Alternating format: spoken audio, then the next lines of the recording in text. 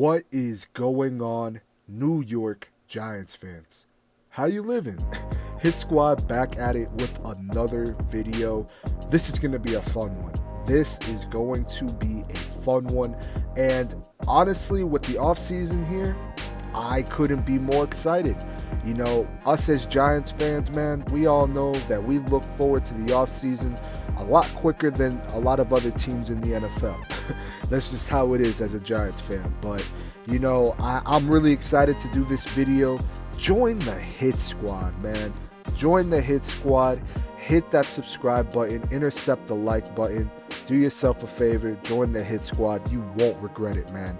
Now, obviously, there's going to be a lot of things that play into this draft, right?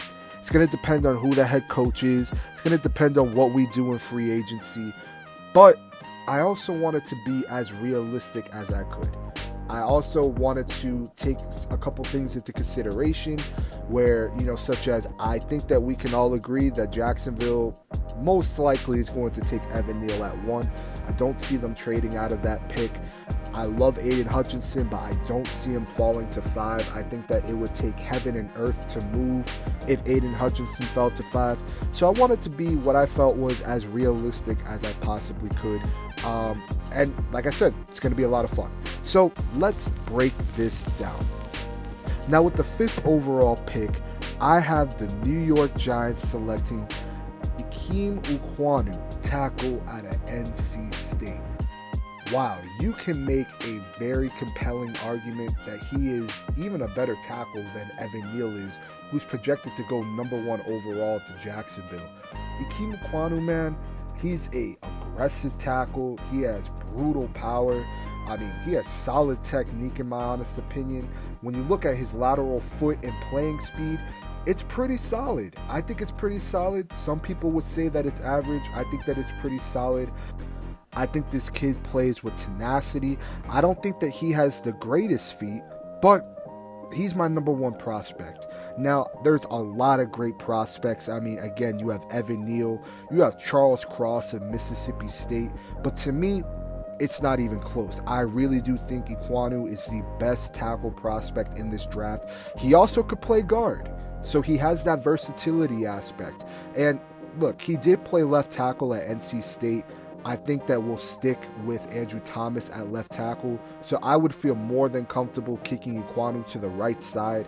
And right there, you have a bona fide tackle. Now, I will say this much. You know, Ekwonu, he was an elite player as a freshman and a sophomore.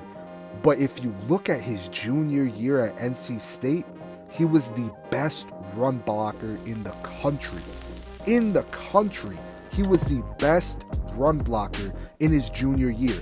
He didn't have a sophomore slump that most players would have in college. I mean, this kid just got better and better. I mean, he became a finisher. You know, when you look at the film, I mean, he's consistently putting defenders in the ground. I mean, it really doesn't matter who the kid goes up against. I mean, it's really a beautiful thing when you look at, you know, the tackle prospects, just how good they are this season. And right now we do need a right tackle. I think that this kid would be perfect. I think that if you do hire a head coach as, you know, Brian Dable, this kid fits perfectly in that system. So for me personally, I think that Ekwonu's the pick. The Giants cannot go wrong. Now, this is where things get interesting. The Giants select at pick 7. But if I'm the New York Giants, I am trading out of pick number 7. However, I am not going out of the top 10. I think that there's a lot of good prospects there. You could grab Linderbaum and secure up this offensive line once and for all, at least for this season. You could go edge. I mean, there's a lot of different things that the New York Giants can do. I have them trading down to 9. And with the 9th overall selection, I have the New York Giants selecting David Ojabo, edge out of Michigan. When you talk about a monster of a player, in my honest opinion, David Ojabo fits that description. Now, I like Karlaftis. I think that, you know, Karlaftis would be a great player. However, I actually have him projected going to the Jets. The Jets need some edge help. They could go offensive lineman as well, but I really do think that they will pick up Karlaftis. Now, Ojabo, what I like about Ojabo is that going into his 2021 season, he only had one career tackle, and that's insane when you look at how his season ended. I mean, the kid piled up 33 tackles, 11 for a loss, 11 sacks, 5 forced fumbles, 3 pass deflections, and 1 fumble recovery. I mean, this dude was a monster. Now, I'm not saying he was a monster in the same sense as Aiden Hutchinson. That dude is, look, I mean, you can make an even better argument that he should go number 1. I mean, that dude was a baller.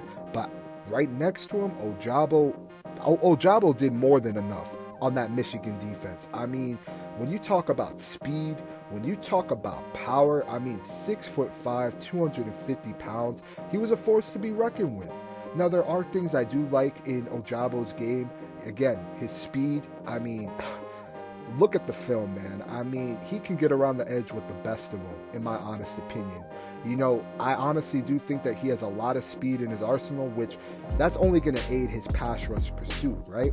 There is some shiftiness to him.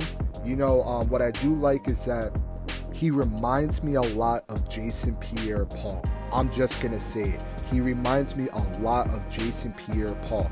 I mean, and when you look at his game, Ojabo's a turnover machine.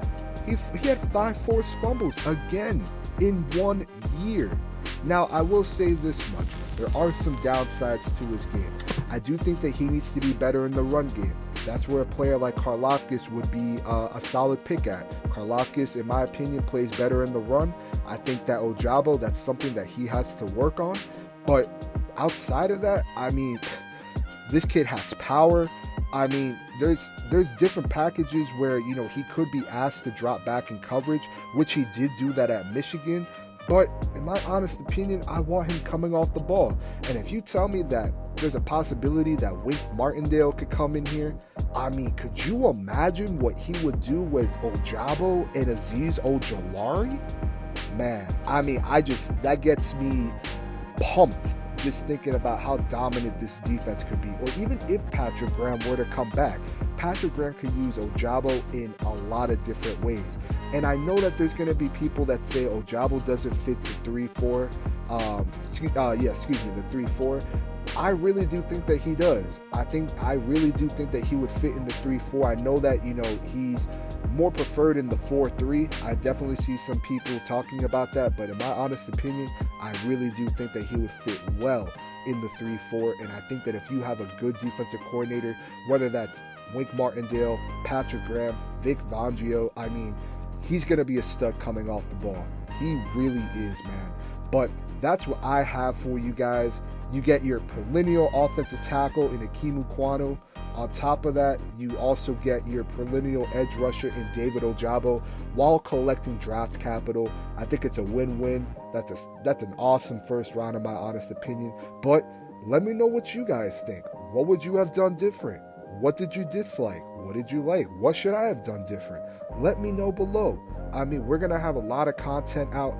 Tomorrow, we're going to be doing a stream with a good friend of mine, Carlos LaFlame. He is going to talk to me about Sean Payton. He is a huge Saints fan, the biggest Saints fan that I know of. We're going to be talking about it tomorrow and what Sean Payton meant to both of these franchises. It's going to be a good one. Stay tuned for that. Again, join the Hit Squad, hit the subscribe button, and I'm out. We'll see you guys in the next video. This has been a Big Blue Crew production.